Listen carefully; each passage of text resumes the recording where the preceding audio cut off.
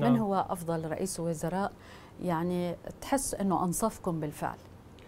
يعني كل القوات الأمنية، هذا شيء ما مخفي، حتى يعكس نتاجه على الانتخابات. سيد المالكي حقق الرقم الأعلى كشخص بالاقتراع الخاص.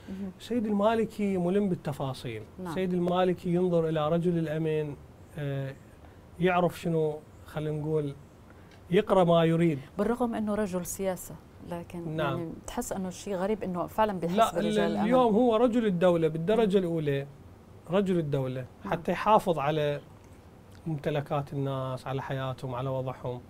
فاليد اللي خلينا نقول تمكنه هم رجال الأمن، لأنه القانون بالتالي هو ورق.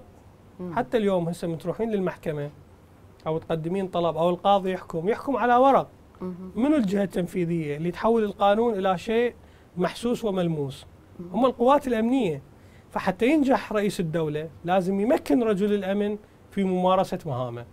السيد المالكي كان يمكن رجل الأمن بممارسة مهامه وما يعطي استثناءات على حساب تقليل شأنية أو سيادة رجل الأمن. يعني اليوم مو مثلا من يكون الصراع ما بين رجل الأمن أو حزب معين أو جهة سياسية، شوف مثلا الحلول تكون بصالح الجهة، لا، لأنه رجل الأمن يجب أن لا يكسر في حالة إضعافه أو في حالة أنه أكو إجراءات معينة أنه تكون ضد رجل الأمن لأنه طبق القانون.